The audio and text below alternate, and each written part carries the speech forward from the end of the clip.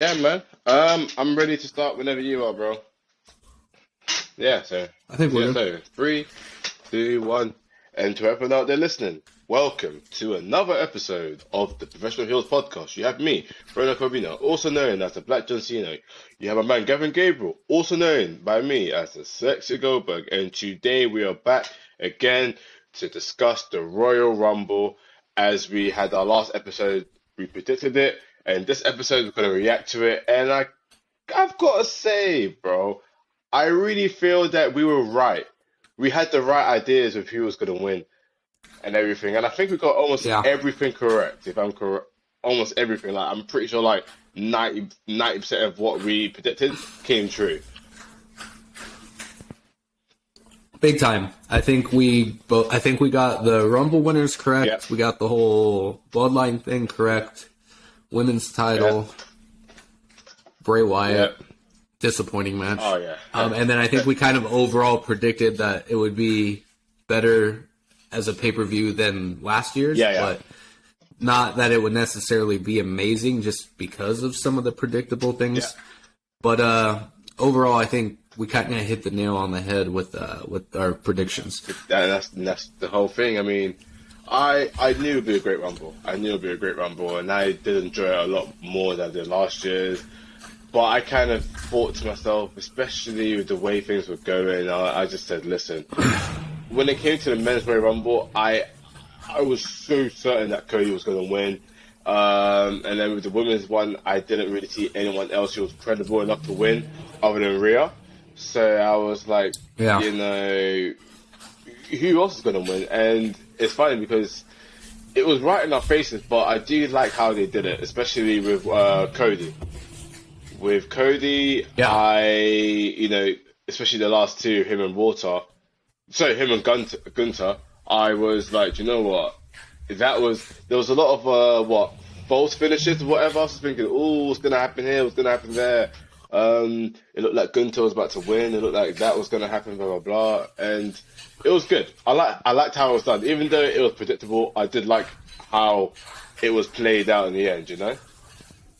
I agree. I think we all kind of saw Cody winning, especially once it was confirmed that Sammy wasn't in the Yeah, match. yeah, I think it was like 100% for 100% of fans were like, "Oh, Cody's yeah. winning." Shout out to Gunther. I think he was the MVP of Big time, that match. big time. He went beginning to end. I think he broke the record for He longest did, time yeah. He spent did, in a yeah. He didn't beat the greatest Royal Rumble, teased but he beat that the traditional yeah Royal Rumble. So we take that. teased a couple possible feuds going into Yeah, yeah, WrestleMania. yeah, Him versus Lesnar. I think that'd be yeah. nuts. And I'm not mad at how predictable the men's rumble Mm. was.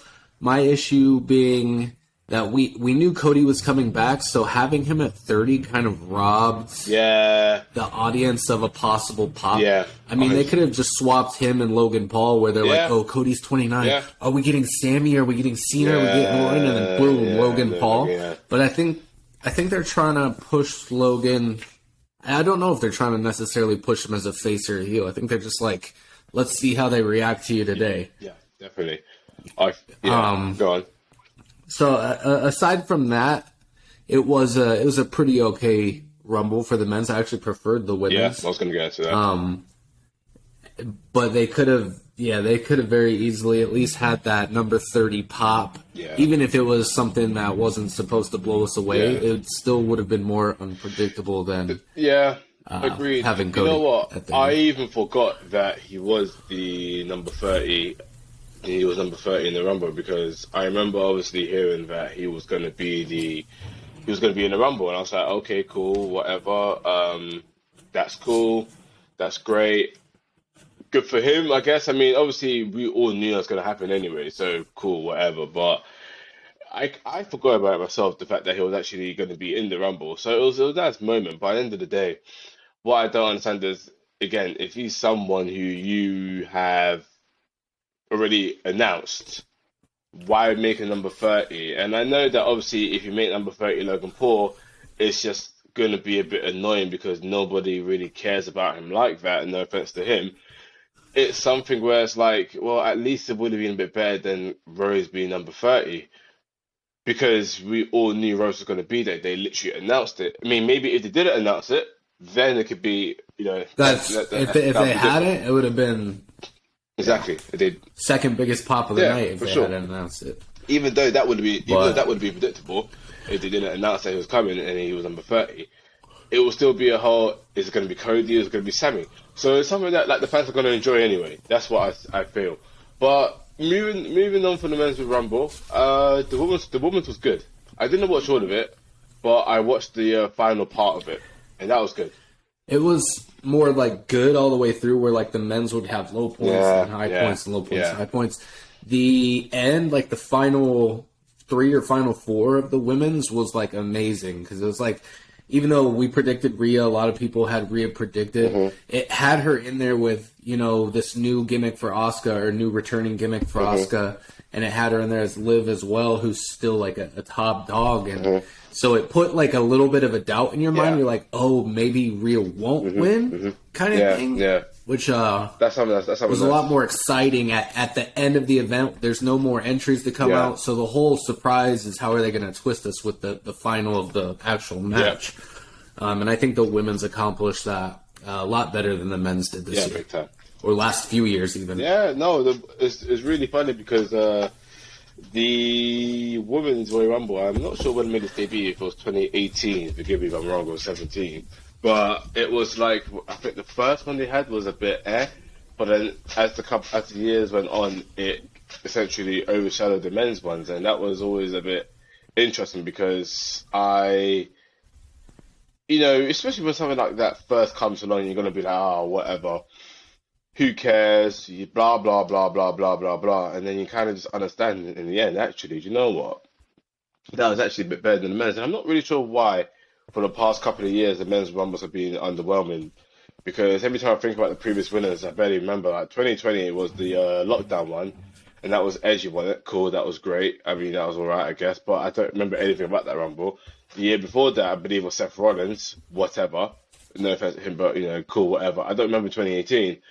And whatever, I don't remember anything else. But the one before that was the Drew one, where the first half of it was just Lesnar throwing people out. Yeah, it's something like that. Which I didn't hate as much as like the weird control, like comparatively to the one few years ago where like Nexus just they made it 40 people, and then the first 20 just got beat up by the Nexus. I think the issue with the Rumble match is that they have it when they show the graphic. It's 26 of the 30 competitors they'll show. Yeah. So like they give you this like, okay, so that one's going to be Cody Rhodes, that one's going to be this person, or this person, and so is that. So maybe this one will be a surprise.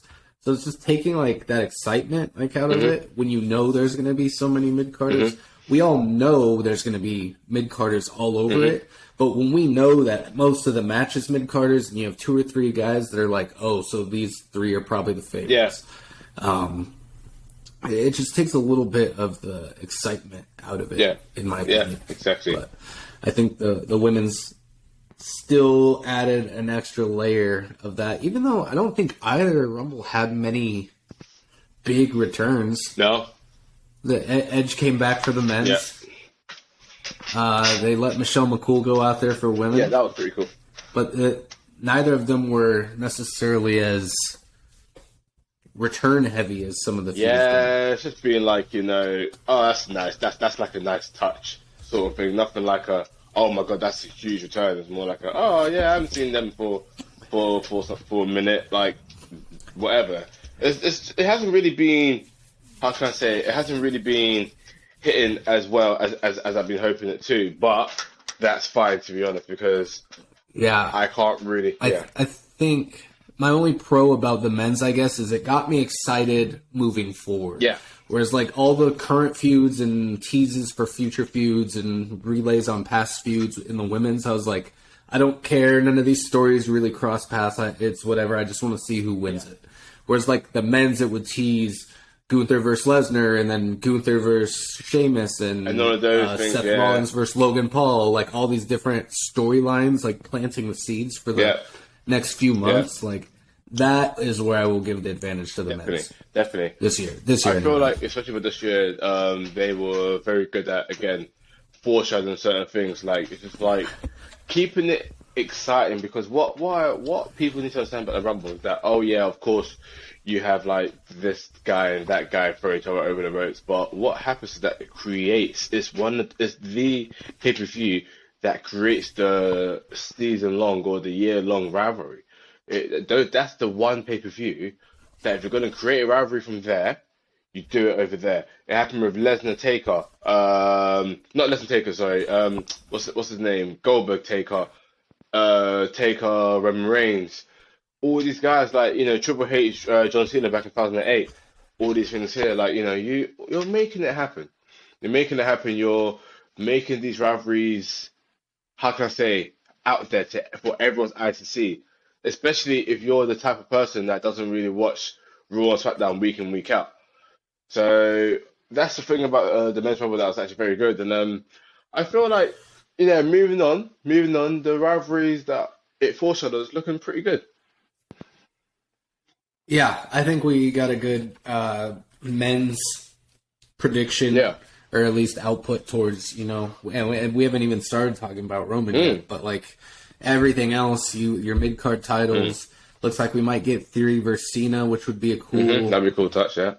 People are going to be mad at it as like a passing of the torch type match, but I still think that's what it's setting up to be. Logan versus Seth, which I think is a great pairing for each other because I think Seth makes everyone look good, and I think Logan has shown that he has this habit to rising to the occasion. Yeah, definitely. So, a lot of potential there. All the guys that Gunther can face.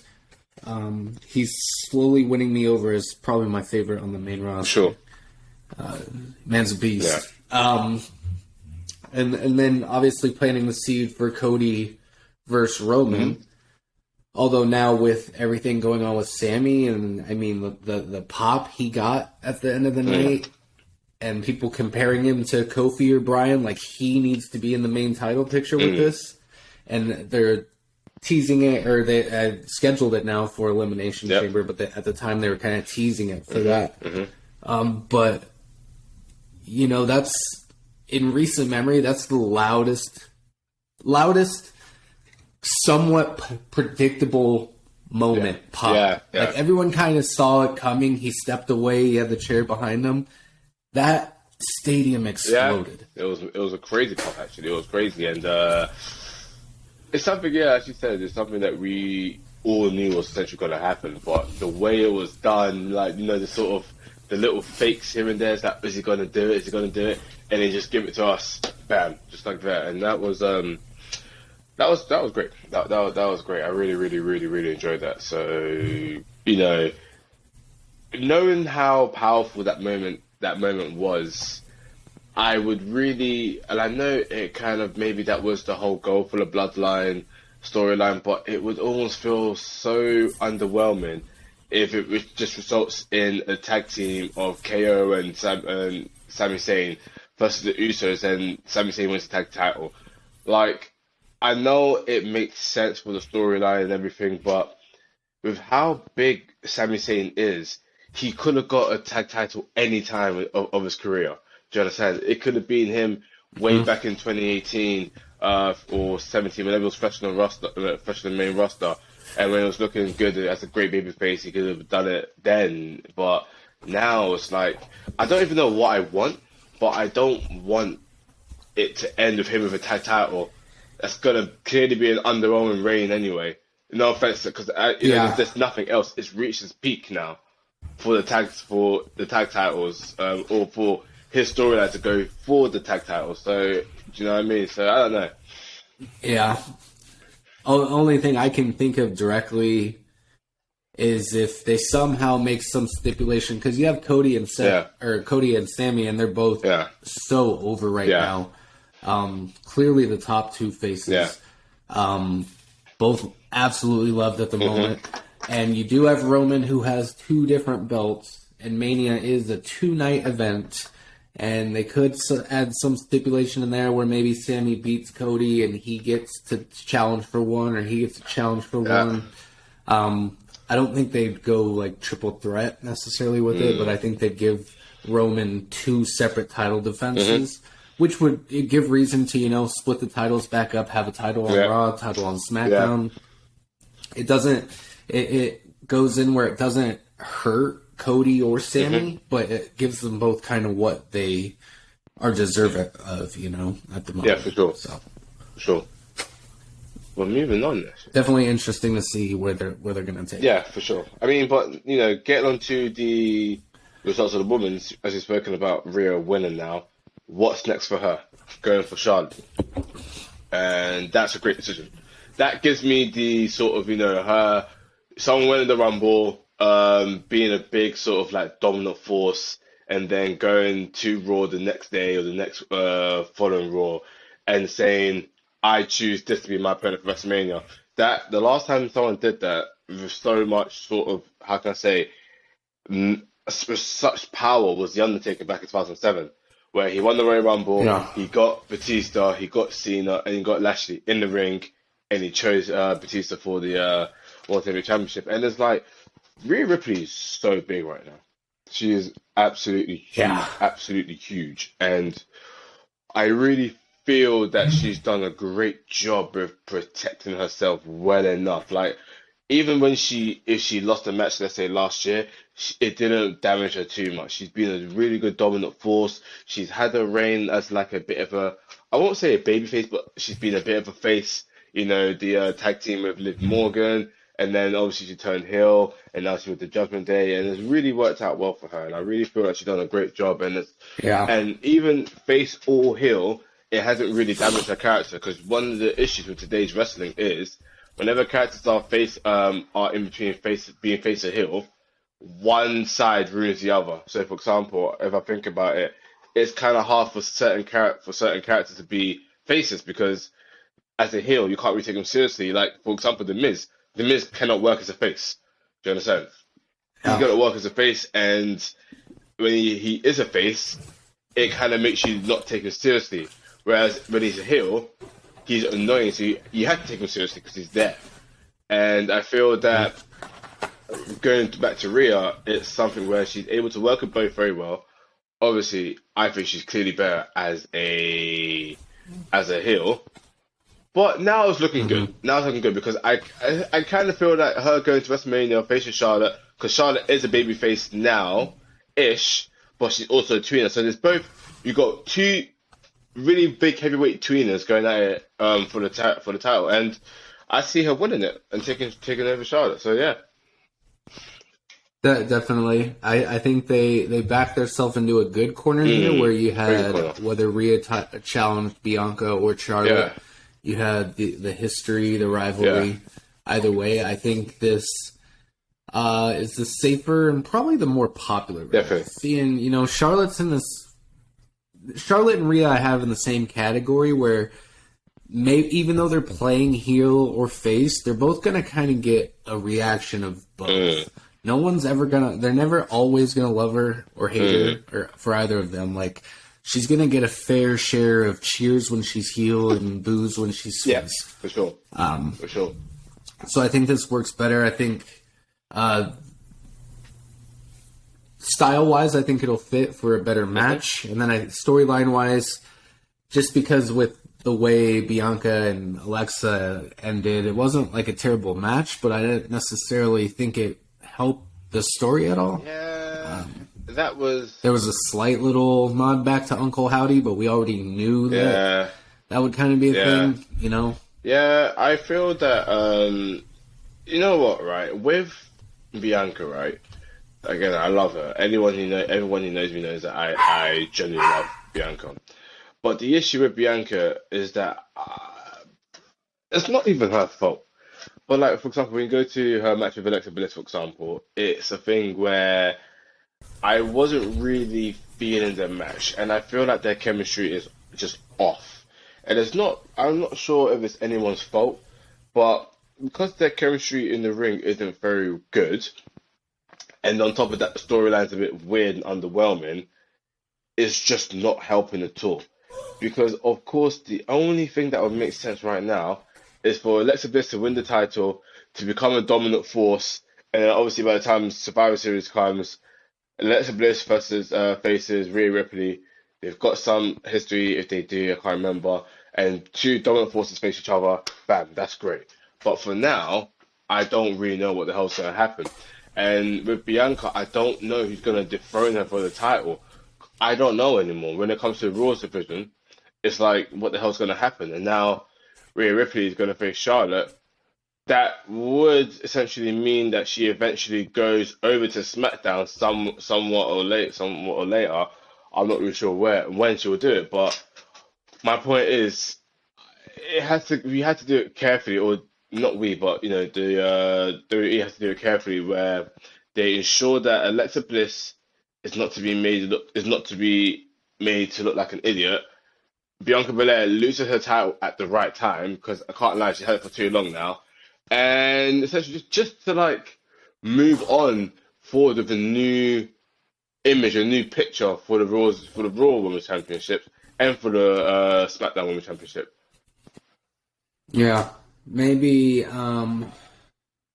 hasn't necessarily been anything planted yet, but maybe they let Alexa kind of go back into whatever she's doing with Bray, which doesn't need a title. I also think it damages, because what happens if she wins the title and she's part of this Bray Wyatt who doesn't have a title, but the second in command has the top title kind of thing.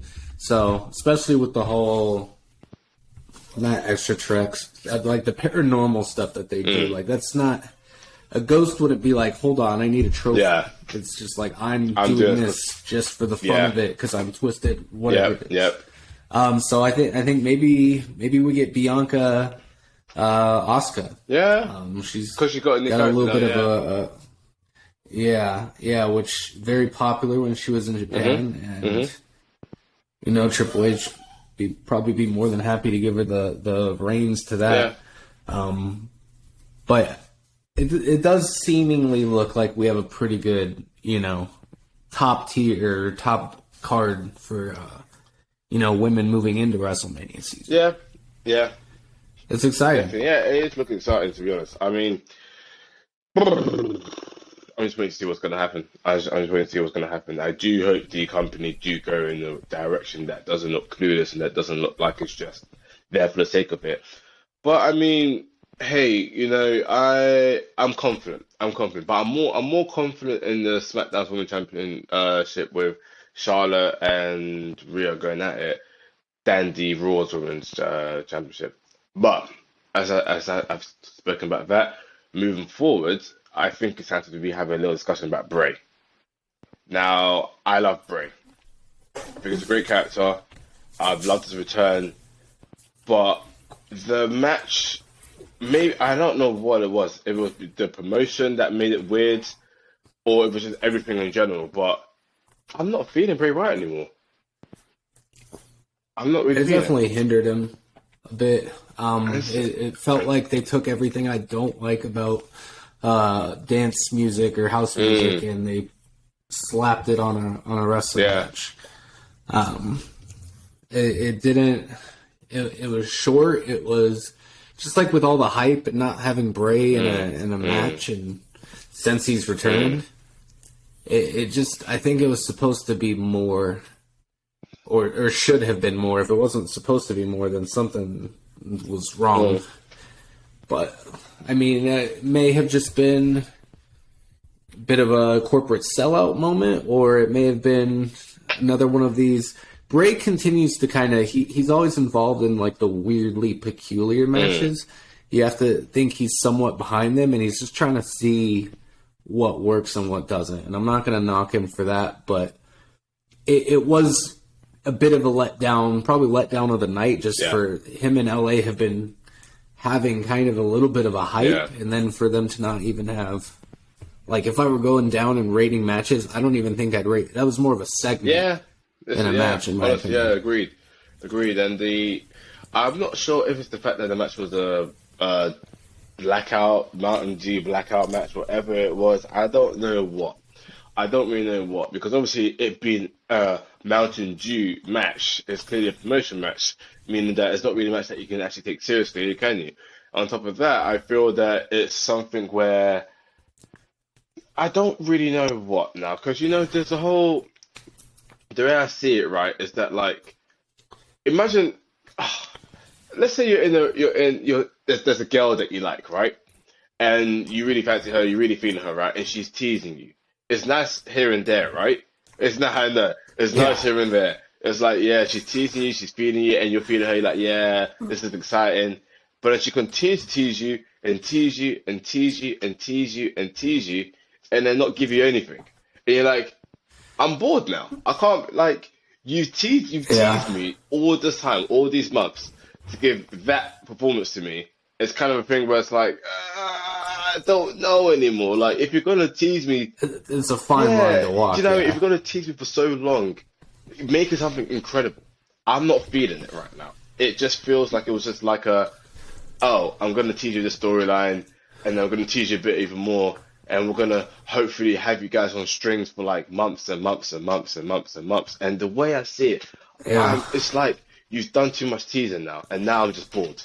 Now there's like nothing in me for me to say, yeah, I really want this. I'm really looking forward to this. And maybe, I don't know if it was a match itself, or it was maybe the week before the match, or just the sudden realization. I'm not sure what made me realize this, but I don't really care for the story anymore. Uncle Howdy is probably going to be Bo Dallas, and everyone's going to be shocked, but no one's actually going to be really shocked. And then once we know it's Bo Dallas, then the hell what? Is he going to create another sort of dynasty that's going to be really cool? We already had the Judgment Day for that. So what's going to happen? Do you understand? Like, especially a Dark Dynasty. Like, what's going to happen? I don't know anymore. The character he was in 2015 or 14 was his best character. Very mystic, very mysterious, very dark. You don't know what he's going to do. Blah, blah, blah, blah, blah, blah, blah. Obviously, he still had that today, but I don't know. Maybe I'm just being a hater. I don't know. Maybe someone needs to correct me. I don't know. It just feels like it's way too. It was already before the pay-per-view, where I think most people thought we were going to get now we'll see what Bray's about. Yeah. We'll see his actual character's in-ring work. We'll see him team with Howdy, and we'll see who Howdy is. Mm-hmm, mm-hmm. But it's taking way too long for that. We get to that, and they don't do anything. I still don't know what Bray Wyatt's intentions are.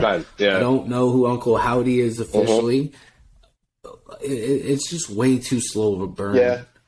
Especially at the moment, and I don't know. I expect more from Bray. I expect that. Hopefully, I'm being a little too harsh, and I hope that by the end of, or by Mania at least, I have a little more understanding of what they were doing.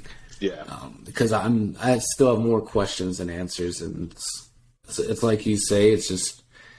It passed that sweet spot that if it was going to give us with some relief or some reward, that it should have already. It should have gone like that, you know. It should have happened, and now it hasn't. So, listen, we've spoken about the Men's Royal Rumble. We've covered the women's. We've covered the Alexa Bliss's match with Bianca. We haven't spoken too much about Roman's match. We've spoken about the moment, but the match was always going to happen in the way it did anyway, so that was always cool. Hopefully that turns out to something great. But I think now, we are on the 6th of February. If I'm correct, the Elimination Chamber comes out next week or something like that. I'm pretty sure it's in like either next week or the week after. It's in like 2 weeks or so. Something like it's not even a month. It's literally around the corner. Quick. Very quick. And obviously, if you could do a quick prediction, you've got Roman Reigns, Sami Zayn, from what I'm aware of. Clearly, Sami Zayn's not going to win that match, especially if it's for both. So, obviously, Roman Reigns at one. The men's Elimination Chamber match, I don't really know what's going to happen. I don't really know who's in the match. I think there's Austin Theory. I think there's still a few spots that are in there that they're doing for the mid-card title. Basically, there you go. So for mid-card title, so that's something that's interesting. I'm not sure the women's not doing anything, but clearly they would. I think they're still deciding. It's still early, which is what makes me think it's probably not the next. It has to be the week after next, coming week, but probably the week after. So hopefully, if it's week after, we can get a little prediction in that. But again, that should be an okay pay-per-view. I'm not expecting anything special from that whatsoever. I think that pay-per-view will come and go very quickly, and everyone just focuses on going to WrestleMania. And WrestleMania is a big event, and I think that's happening at the very end of March or beginning of April, as it always happens. And yeah, we're going from there. But I'm happy with the way the product is going. I'm not complaining. I'm not upset of anything. I think we are in good hands. I hope the finish to everything that we're being given, especially with the road to WrestleMania, to this WrestleMania, and just all the rivalries will pay off. But I think for now, we just have to wait and see. So, do you have anything else to add on any of that, bro? I think we're in a spot where we're ready to move into the better half of the road to WrestleMania. Yes, sir. We are indeed. Excited to see what's coming up. Yes, sir. We are to see. But listen, guys. Listen, I really appreciate you all. I've been seeing the comments, of course, as per any suggestions you guys have. I'm always appreciative of it. I like it when you guys talk crap to me or talk crap to Gabriel. I love it because it's something that like keeps us going. Obviously, I know by saying talking crap, I mean like in a nice way, like just saying anything to like keep the conversations going. I do enjoy it. But listen, anyone, if you have any suggestions, you want us to talk to any person out there, any wrestlers that you might want us to talk to, let us know because we're going to start bringing in guests soon because that's what we need now. That's what people really like. I've seen the statistics for the episodes. People love when we have guests on. So listen, any guests you want us to have on, always let us know. So on that note, I will just end this episode here and I will do my final goodbyes just for this episode. So thank you all to listening to another episode of the Professional Heels podcast. You have me, Brennan Covina, also known as the Black John Cena, and my man Gavin Gabriel, also known by me as the Sexy Goldberg. And on that note, we bid you adieu.